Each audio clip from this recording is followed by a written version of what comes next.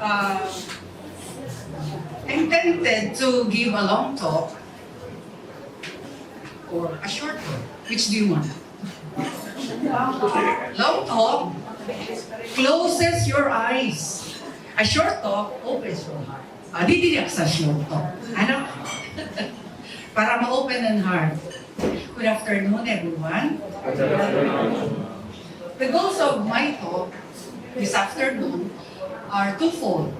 One is to become aware of the kinds of speech that brings death. May dangin nito na makamaratay. Because just by your words, pwede kayong makapatay.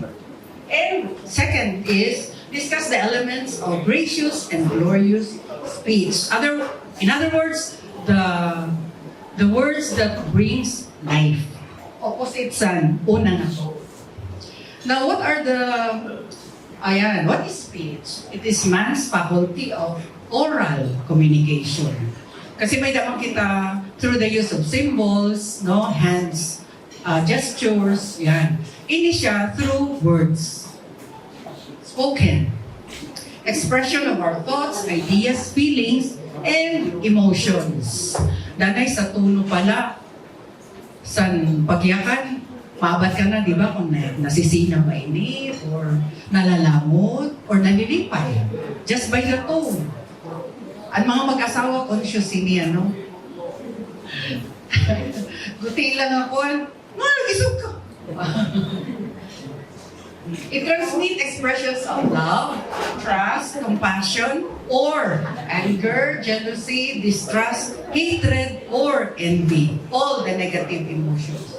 Just by words. Now, what are the biblical references? Ayan, nalimot siya. Speech can be a tool for good or bad. By your words, you will be justified, and by your words, you will be condemned. This is in Matthew chapter 12, verse 37. Mamay, just by our words. Then God is concerned about your speech because of its great power. Death and life are in the power of the tongue. Baka kasi siya ang two-edged sword. Bladed? Two blades. Paluyuhang kasi siya, sanglit, very powerful ko na natong bila. Proverbs 18, verse 21.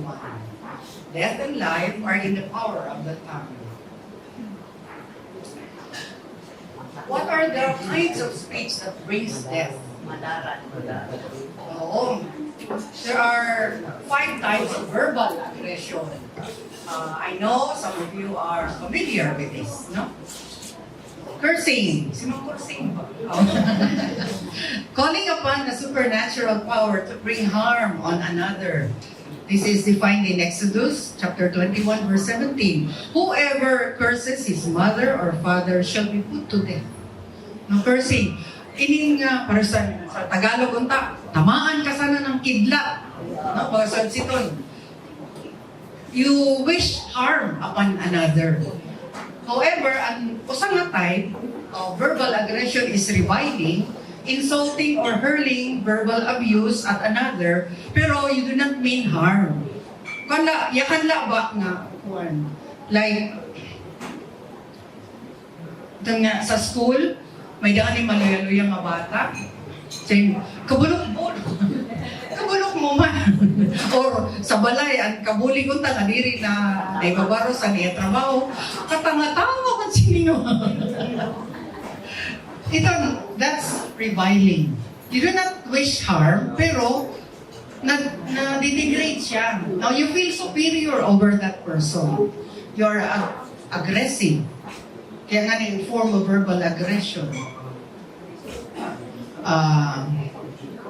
Guile, using deceitful or misleading words to cloak malicious intentions. Example, sinihan mga budol-budol. Mapahirapan niya kan, di ba? Madadara ka, good.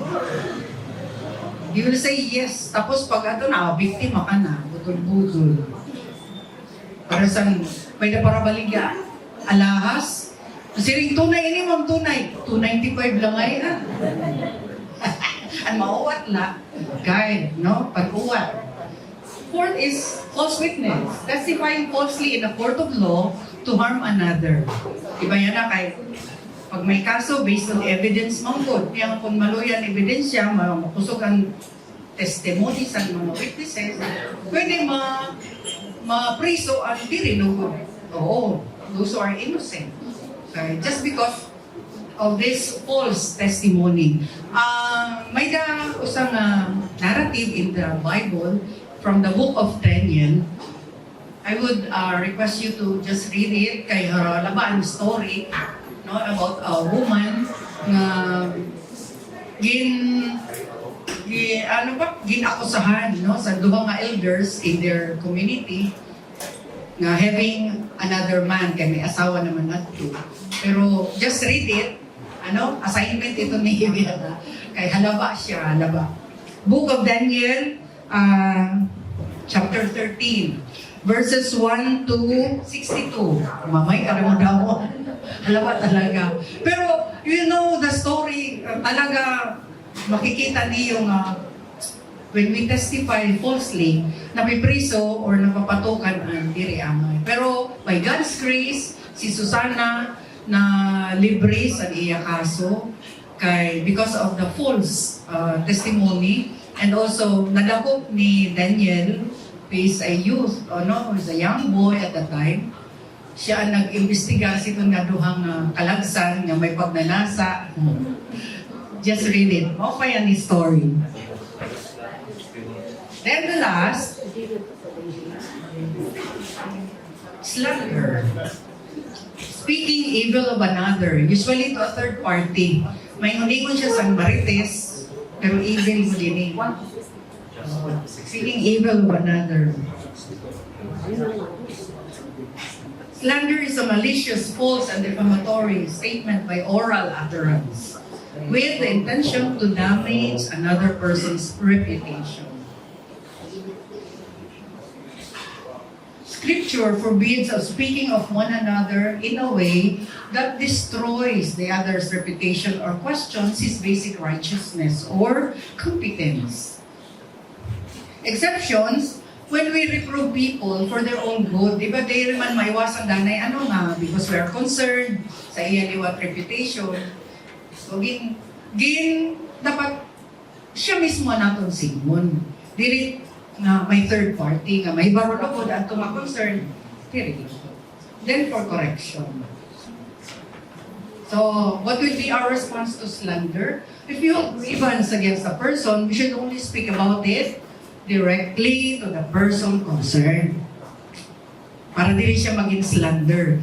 Directly kung sino ang concern mo, nanamba nga. This is in Matthew 18, verses 15 to 17. If your brother sins against you, go and tell him his fault between you and him alone. Kaso, in reality, nahibaro na nga tanan nga baryo, tanan nga siya. Ang concerned lugod, di ngayon maaraw. Anong mali ang aton gawin? We should correct that.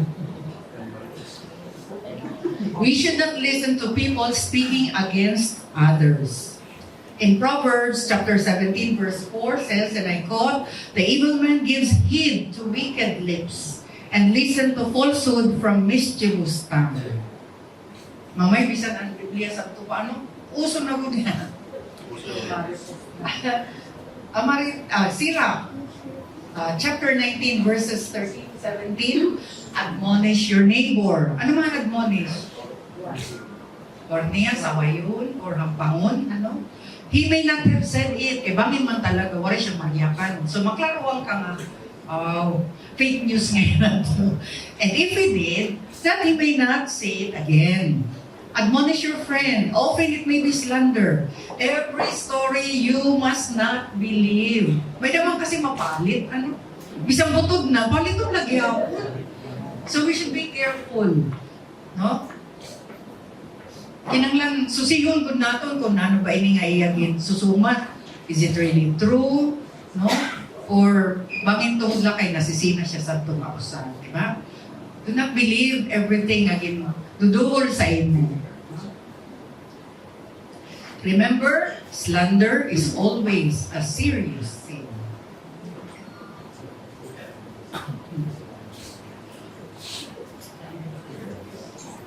Gossip, inin, mga marites na inin. Marites sa inin.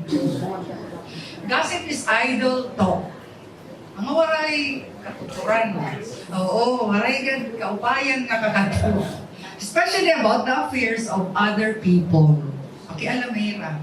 It undermines trust and destroys reputations. When we speak of brothers and sisters, it should be in a way that leads our listeners to love and respect them. If you do not have anything to say na good, ay nala, shut your mouth. Ano? Pero dahil kasi kara sa pagdugang kara sa pagsumpay, especially if you're in the know, batid good ako, masumpay. So, it takes a deal of a lot of self-control para dili kita magsumpay, para mautod, no? Mautod na. At our end, di na ta sarang pa. Remember can Bro Orly talk last time about the feathers in the wind? Naging sarang na niya, tapos di pa purot sa bali. Anong pa kay? Nagkalat na. Di ba? We can speak about problems that do not reflect on their righteousness or competence. Gossip very often is considered a petty sin. However, in Scripture, it is classified in the same category of serious sins, like the refusal to worship God and violation of personal relationship. Doon nagiging roots ang aragway. No? Dili na nagtitingugay, bisan magbukto, no? Mga kapamilya or hirigpid. Sarado ng bintana, in between sa nirabalay, kay hindi na rin magkita. A busybody talks about inappropriate topics of conversation, but also actually looks into the affairs of other people to give unwanted advice. No? Ka-encounter na kamo sini sa iyong mga haragmi. To give unwanted advice in order to be recognized by all as in the know. She has a remedy for every problem and suggestion for every situation. Kadati. Jadi ada naliwat itun.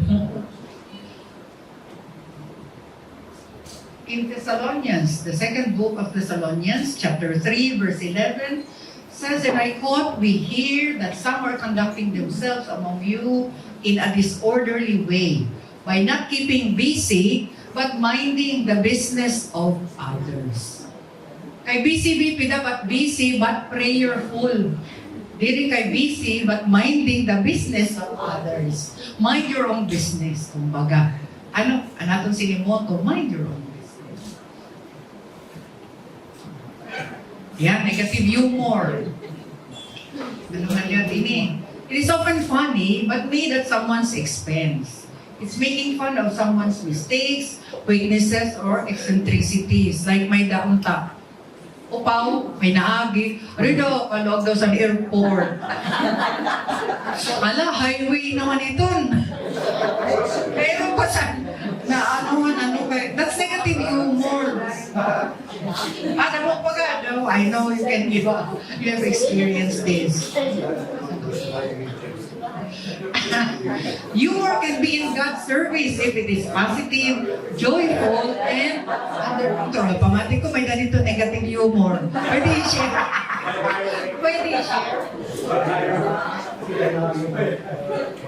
Kinanglan positive, joyful, and under control. Oray man mapapaawod. No? Pero man. Okay, go to speech that brings life. The second part. What is gracious speech? This concerns person-to-person relationships. Kasi ato nga glorious speech, it's concerned with our relationship with God. So, gracious speech kit anay. Ano man ang mga examples ini? No, that which imparts grace. God's grace and our own. It provides words of affection and concern. They are constructive and full of substance and strengthens personal relationships. Dili kay ginurubat to good, no? Elements, expressing praise and affection. May nakita na simple group dynamics. Pwede face your partner. Kung mag-asawa, face your spouse. I want you to think of one statement. You have to say that to your spouse or to somebody near you. Remember, it should be positive. Now, say one sentence lang. Hindi di pwede lang ka mo. Aturo ka mo, mag-ilala mo pa. Oh my God. Oh my God ka.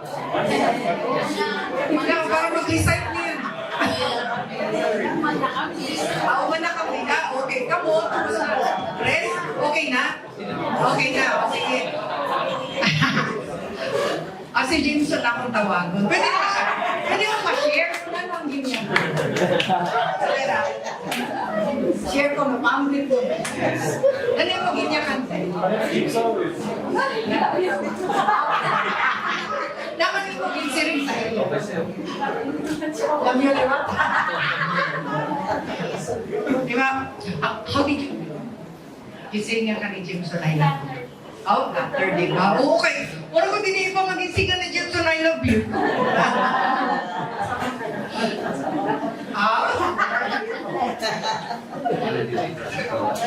Kasi,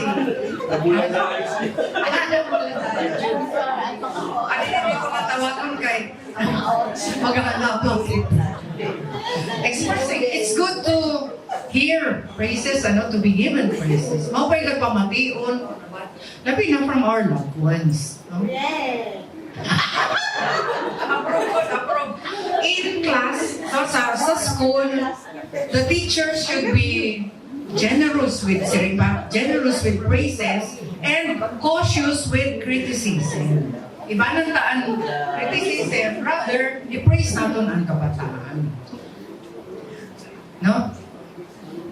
Kaso kay nababaliktad. Awan ko dyan na naibanan siguro yan na kay bawal naman ang mga maestra pinanmuyaya o bawal naman. Sanhi kay nakakalupad ang sapatos, maestra, basta may ralaba yun. Eraser. Ayaw ang cellphone. So gracious speech siya, when you express praise instead of negative, criticism. Then correcting with meekness. Sirin ko pa kanina, the tone of your voice expresses a lot. Kung nasisina,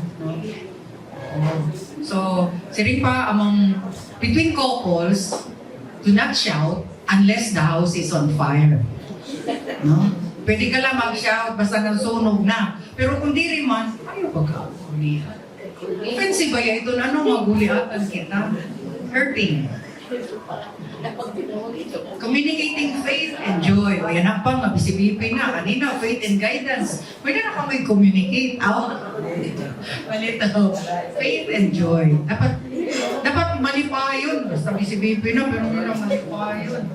Then, making peace. Instead of making war. I heard from a BCBP brother na nag-share liwat siya. Siya yung motto sa balay. They have been married for several years now. Yung motto is, happy wife, happy life. So malipan nga ni Perman niya asawa, our problema sa balay. Ayos, anira pamuroko. Pero problema nga niya misis, abaga, revokan nga tanan. Di mo man masugo pag luto-sura kay, di man siya happy. So, husbands, make your wives happy. Para happy life, diba?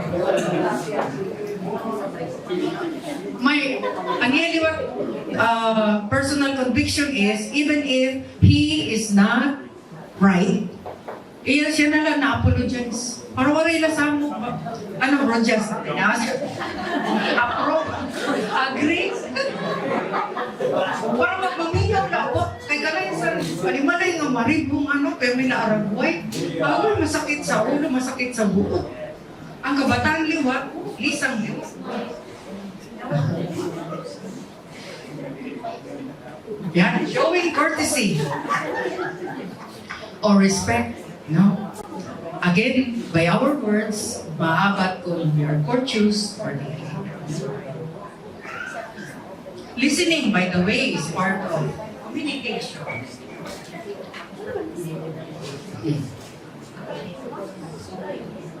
Okay, so, to? Gracious speech, praise and affection, correcting with meekness, meaning the tone.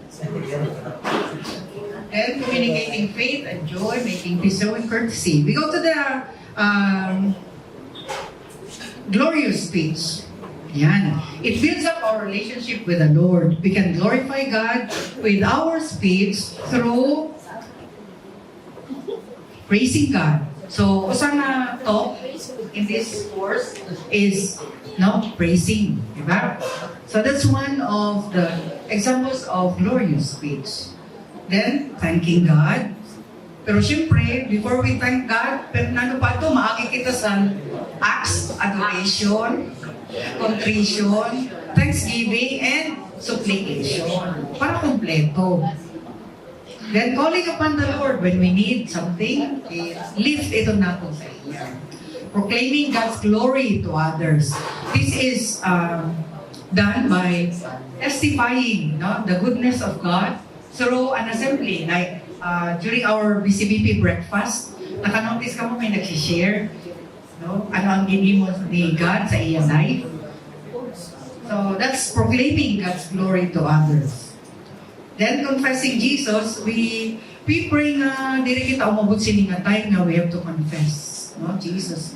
That means you have to undergo martyrdom. Damo nga mga santos ang nagkamatay because talaga they remained steadfast in their faith. They clung to Jesus. So, kasi ito, naging patay sila during their time. Kay, they remained faithful to Jesus. So, hopefully, dili kita sinimaagi, maging mamartir kit. Bagadiri naman siya yan, pero amot lang, kung tikit na sabot, times change. So, bangin lang, umabot lang ang time so kinahanglan kita patayon because of our faith, then we have to hold on to our faith. Okay? So the highlight of this talk, let me share with you this words to ponder. Our words, therefore, translate thoughts of our hearts into patterns of behavior that harden into actions. Meaning, anatong ginyayakan, what comes out of our mouths come from the heart. So kung nasunod sa natong heart, hatred, anger, all the negative emotions, what will come out will be words of anger, hatred, hostility, because it comes from the heart. So actions into habits, whether good ones like joy and faith, or bad ones like depression or discouragement. May I remind you of our BCB mantra, be honest, even if others are not, even if others cannot, even if others will not. The Bible may hurt you with the truth. Kaya talaga, may na dito mga passages na masiring ka, aray ko, igo manak sini. If you continue on reading the scripture, the passages, may dagod time nga may ego ka mo, wala ako man ini, may mga magsagdon liwat. But it will never comfort you with a lie. Gain strength from our Lord and stand up for Him at all times. Thank you.